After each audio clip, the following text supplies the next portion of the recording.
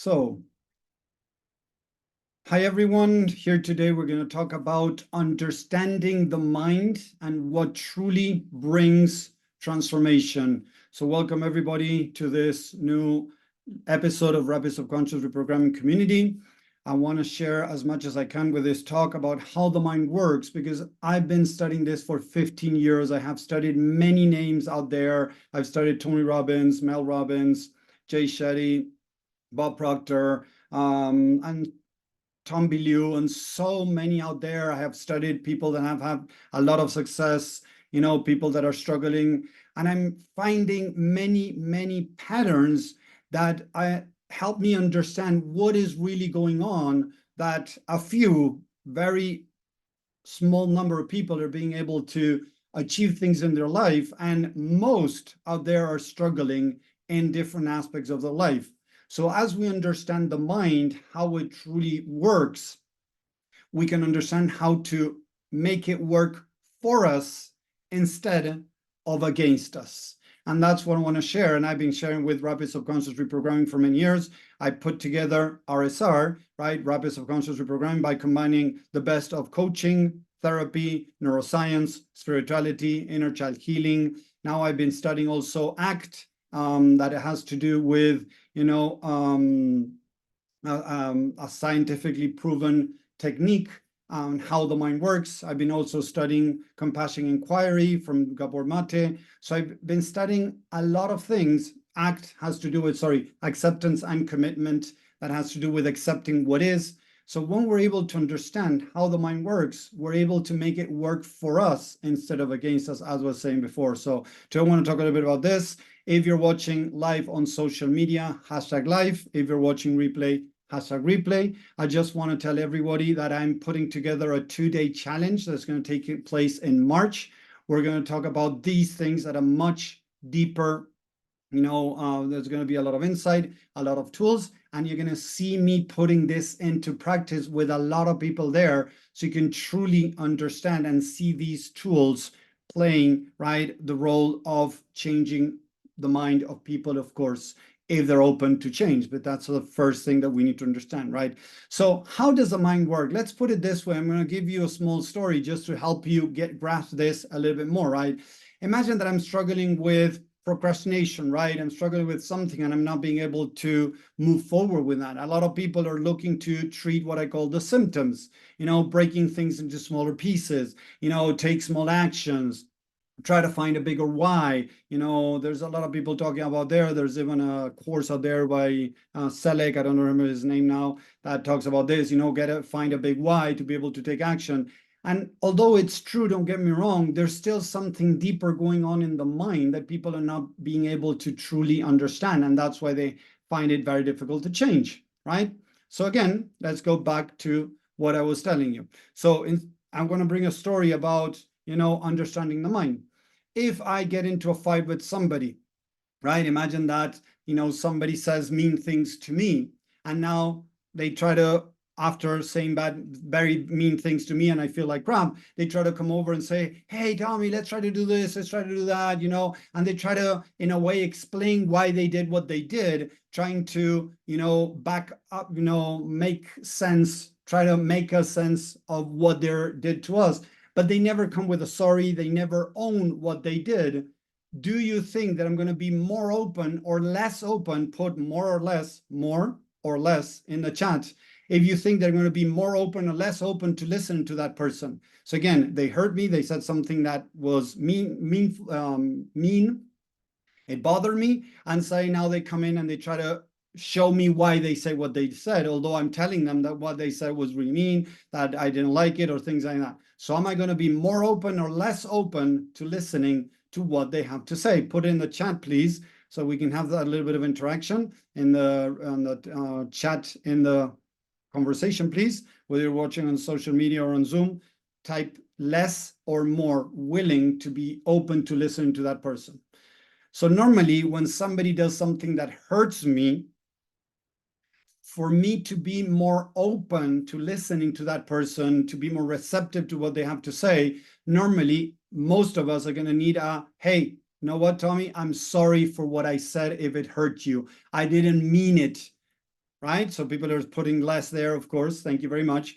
So if somebody comes in and says something that bothers me, right, the first thing that would make me open for conversation to understand the other person or whatever is the sorry, right? So if we understand that normally most people out there would like to hear first the sorry, and us, if I said something to you guys that hurt you, me owning it, right? Me owning my mistake, right? Why is it that nobody talks about this when we're talking about our own mindset?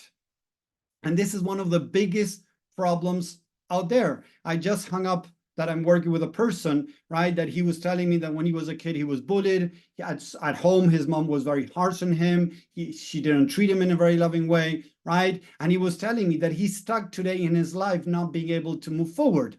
So as we were talking, he started revealing that he feels that, you know, when he was a kid, he wasn't allowed to do stuff. He didn't even know what he wanted, and he wasn't able to take actions. So that was kind of his past. When I asked him about his past, if that past was kind of showing up today in his daily life, he said yes, that nowadays he found himself that he didn't know what he wanted to do, and that he wasn't able to take actions to what he wanted to do if he felt that he wanted to do something. So he was a little bit disconnected to what he wanted. Every now and then he had a flash of light that, okay, yeah, I want to do this, but he wasn't able to take actions. So it was a repetition of something that happened in his past. Sorry, let me change the camera that I forgot to. Here we go. So it was a repetition of his past. He was talking about his past as something separate from him, but now he started connecting that way. What happened in my past is exactly what's happening today. Okay, but my mom was treating me like crap back then. At school, I was bullied.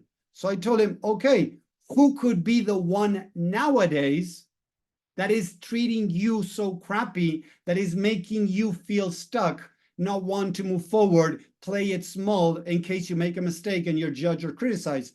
So he stopped a second, he closed his eyes, and he told me, Tommy, I'm seeing an image of my 12-year-old version sitting on a, you know, on some stairs, right, with a ball in his arms, right, and not wanting to go play, don't want to do anything in case he made a mistake. And he realized at that moment that he didn't realize. He told that young version of him, he said like, hey, come on, stand up and go. When he said that, he started crying and crying and crying.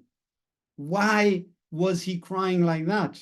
Because he realized that he was the one nowadays inflicting pain in himself. When he said, come on, stand up and go play, he did it from a very authoritarian place. Like, come on, buddy, get out of it. You know, stop whatever, you know, stop sorry, the words that are not coming out right. Stop being a wimp, stop being a loser, whatever. Stand up and get out there. So he was inflicting pain in himself. So that part of him was replaying the part of not wanting to get out there. When he realized that and he started crying and crying and crying, the first thing I invited him to do is to imagine him telling that little kid that he was sorry of being so harsh on himself, or being so harsh on himself. When he did that, he started feeling some relief. And as we kept on practice, he started feeling better and better. And that's what I call unconditional love. If we look at many of those gurus out there that I've named, many of them are teaching authoritarian ways. Get out there and start taking actions. Don't be a wussy. Don't be a crybaby. You know, stop, you know, crying and get out there and do. That is authoritarian. That is not working anymore. It used to work, or it might work for some people. Yes, for some people it might work, but for most people it's not working. Now we're seeing the new generation that are calling, you know, the crystal generation of these new kids, that they cannot accept any type of criticism. They cannot accept anything. And we go into the other opposite side that we call permissiveness, where in a way it's everything is allowed, in the way that, oh, if they want to be, you know, not want to take actions in life, they want to do drugs, they want to eat chocolate all day, they want to play with their games all day, it's okay, let them do whatever they want. and you see these parents that are falling into permissiveness where they allow their kids to do whatever they want because them as parents don't know how to handle. They felt a lot of authoritarianism, a lot of pain through authoritarianism, so they don't want to apply that to their kids.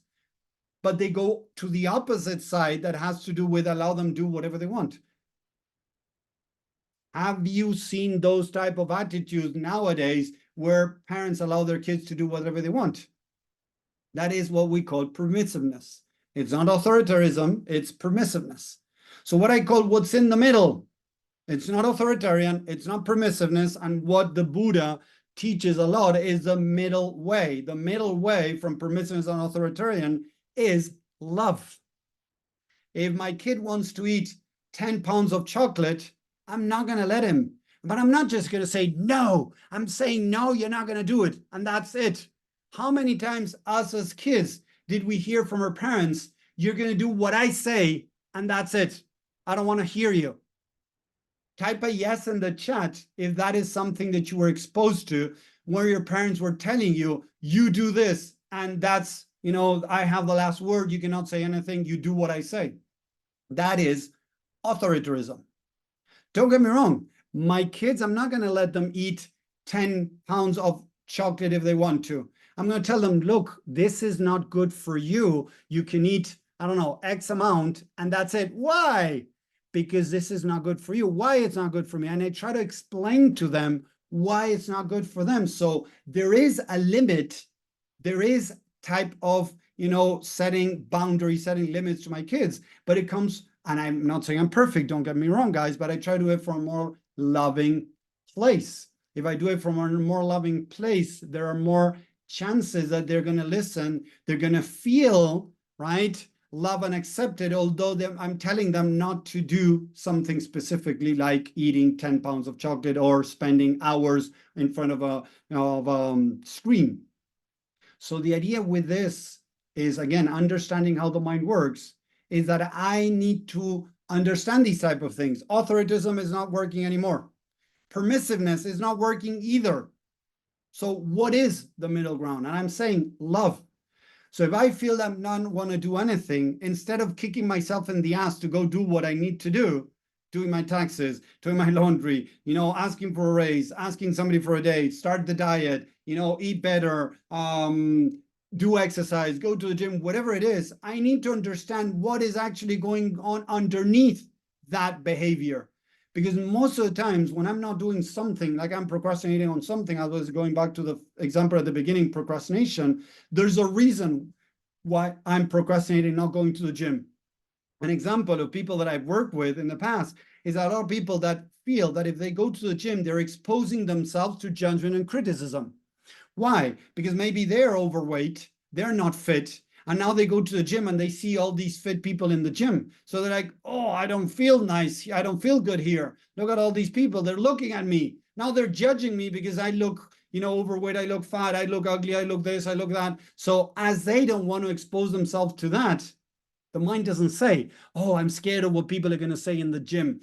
Sometimes it does. Or most of the times the mind's in a tricky way says, you know, Tommy, let's start tomorrow. Let's do our gym at home. Let's go for a walk at home or whatever. And it starts looking for excuses that sound much more, you know, not so bad in a way for you not to go to the gym or not to expose yourself to that situation, as I was saying before. So you start procrastinating going to the gym as a protective mechanism.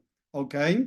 So when we start understanding more the mind, it makes it easier to make changes. So let's go one step deeper. So first, the mind is not going to tell you, oh, I'm scared of exposing myself in the gym. The mind is going to say, oh, I'm tired today. Let's go tomorrow. Oh, I'm not feeling motivated today. Let's go tomorrow. Let's start next week. Oh, it's so expensive or whatever. When actually it's saying, I don't want to feel judged and criticized when I go to the gym. So when I talk to these people, and most of them, when they become very honest with themselves, they tell me that they are judging themselves. Because if they haven't gone to the gym already, who's judging them? Nobody in the gym, because they haven't gone there. So who's judging them? They are judging themselves. So you need to own it, that you are creating that pain in yourself. So once first you own it, the second step is to say that you're sorry. sorry, the balloons. You got to say that you're sorry to that part of you. Sorry for judging you and criticizing you for not going to the gym or for the way you look, whatever it is. I'm sorry that I'm treating you this way. Remember, there are parts of us. As I was saying, this person I was working with earlier today had a part of him that was his memory from his past, sitting on some stairs, not wanting to go play because he was scared of being bullied.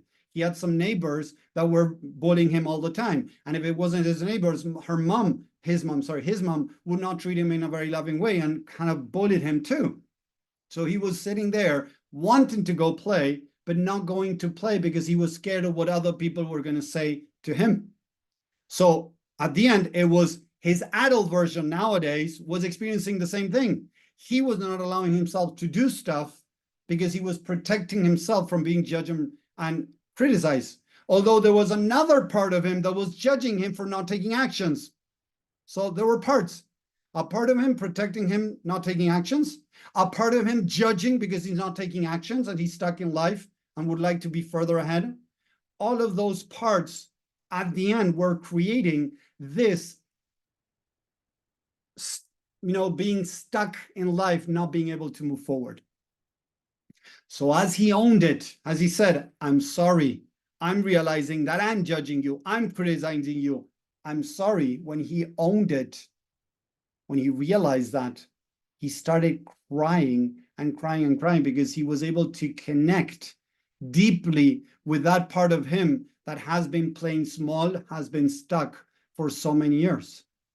Because nowadays, because of him, not because of mom or dad, because they were not around bullying him as they were before. There was nobody from school bullying him. There was no neighbor bullying him today. So who was bullying him? Himself. He was being mean with himself. So although he was trying to kick himself in the butt to take actions, he wasn't being able to take actions. So what I want to bring today again is that we need to identify these parts of us playing these different roles. The part of us that is protecting us, the part of us that might be judging, the part of us that is playing the victim, right? And it's okay that it's playing the victim. I'm not saying that in a negative way. I'm saying it as it is. I don't want to go play. I'm scared of being judged and criticized. I don't want to go out there. It's in pain. So how can we love and accept that part of us? Love and accept the part of us that is judging, because the judge is created out of how it was taught. Okay, if I judge and criticize, maybe that part of me is going to start getting out there and doing the things it needs to do. So there's judgment and criticism. The judgment and criticism is a byproduct of what I was taught. Because when I was a kid, whenever I was judged and criticized, maybe I was able to do some things, maybe not. Maybe it pushed me deeper into not taking actions. But I understood that judgment and criticism maybe might get me moving forward. The problem is that eventually it gets us stuck. That's why so many people out there, even though they're trying to kick themselves in the butt, they're being hard on themselves, they're trying to do the things that they need to do, they're not doing them because they're lacking self-love. At the end, what I'm trying to bring here, we need to love and accept the part of us that doesn't want to take action and try to understand why. We need to love and accept the part of us that is judging the other part. Understand why it's judging. As we love and accept every part of us, we integrate, we become one idea, one consciousness, and able to take more actions. But if we have different parts of us pulling in different directions, that's what happens most of the times. A part of me wants to judge and criticize, another part of me wants to hide, another one of me doesn't, I don't know, blah. All these parts of us pointing in different directions don't allow us to think one mind, one thought, one idea. So I want to do this. No, I don't want to do that. I'd rather do something else. No, I'd rather do something else. No, I'd rather not do anything. And I have all these parts pushing in different directions. No wonders why I cannot go straight forward. I go like in zigzags, or I'm just stuck, not being able to move forward. And I need to understand this, because when I can understand, I can make changes. So the next step to be able to get closer to making changes, I need to own what I'm doing to myself. And I need to say that I'm sorry, and I need to mean it. If I don't mean it, it is useless. Because if I'm with my partner and I said something that hurt my partner, and I tell her, oh, I'm sorry, and my partner says, oh, I know you're saying that just to, I don't know, and I know you don't mean it, my partner is not ready to move to the next stage, to the healing part. No, there's no way. So if it doesn't work for others, why is it going to work for myself? If I am me and I tell myself, oh, come on, buddy, I'm sorry that I'm treating you badly, I shouldn't, am I not going to realize that I'm not really meaning that? And if I'm not meaning it, it's not going to bring any type of transformation, any type of change. These are the main reasons why so many people struggle, even though they're practicing affirmations, visualizations, positivity, gratitude, forgiveness, all these things. Many are doing it from the wrong reasons. There's no becoming responsible, owning what they're doing. They're blaming always somebody on the outside, because my wife made me feel like this, my boss makes me feel like this, my mom makes me feel like this. How am I making myself feel? Own it if you want to move forward. Once you own it, comes the I'm sorry, but you need to mean it. But to mean it, you need to really understand what's going on. If you don't understand, you're not going to mean it, and it's going to be, again, all fruitful. It's not going to work. And this is what I want to share, and this is what I've been sharing for so long with RSR. So again, if you're enjoying this, if this is making sense, type a 10 in the chat, please. Let me know if this is making sense. I had somebody here far. Yes, Tommy, is this on YouTube? It's going to be on YouTube in a little bit on my channel. If you can support my channel too, that will be amazing. Thank you, Far. You can look The Mind Engineer on YouTube, and you're going to find me there. This is going on live on Facebook, and it's going to go on YouTube too in a little bit. I'm just going to upload it in a little bit. So thank you for the 10s there. I appreciate that. If you want to know more, if you're not here on Zoom or right now, if you're watching on social media, if you want to know more about my work, if you want to learn more, if you want to be part of a free challenge I'm going to offer, we're going to be able to ask me questions. You're going to be able even to, people see how I work one-on-one with people with RSR to help them love and accept, go through this process, and be able to bring true transformation through connecting mind and heart and practice unconditional love. If you're liking my work, if you want to know more, I'm offering a free challenge that's going to take place the 23rd and 24th of March. If you want to be part of it, type on social media, #free, and I'll reach out and I'll send you the information to be a part of that amazing training we'll put together. There's going to be insight, there's going to be tools, and they're going to see me practicing these things with people to help you understand this a little bit more. Sometimes I know it's difficult to say, okay, I'm saying I'm sorry to a part of me. Like, it can sound a bit confusing, but yes, you're talking to yourself. You're being loving to yourself, something that we're not used to. And that's why so many people are struggling and not being able to make changes. So when we understand the mind, understand how to understand the mind, apply love to the understanding, owning how you're treating yourself, forgiving of how you're treating yourself, is going to make it easier to bring true transformation. So I hope that makes sense. I hope you enjoy this again. I love what I do. I love sharing these things to help as many people as possible, and to realize that not everything that is out there is working for everyone, because you see all these gurus talking about how all their clients are making changes, how they're able to stop procrastination by kicking themselves in the butt, by doing these 5 steps, judging themselves or whatever. A lot of people are struggling. They're not showing you the bigger numbers. They're showing you a small percentage. And unfortunately, you need to understand that a lot of this authoritarian way works, right, for some people, but it brings more pain. Because most people wouldn't like a partner beside them that is judging them and criticizing all the time. Who would like that? Type a yes or a no in the chat. Thank you, Mike, for writing free there. As you're working with me, Mike, you are invited to that for free. You don't have to pay anything. Just to understand, it's free. Yes, sorry, it's free. Yes, but there's a VIP pass that the people are working with, either part or the paid community. It's the VIP pass, and you can jump on Zoom with me for free. So sorry, just to be clear.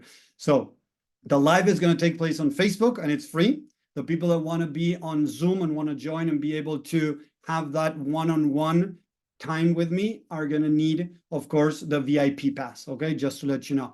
Oh, you cannot make it, Alexis. You're going to be able to see the recordings again, but you're able to jump on the 24th. That's good. Okay, so again, understanding the mind is what's going to bring true transformation. So thank you very much for watching. I hope you enjoyed this. I hope you can start practicing a little bit of self-love, becoming more conscious how you're treating yourself, how you might be judging yourself, to be able to start bringing changes. So thank you very much. I hope you have a great rest of the week. Take care and see you the next time. Bye.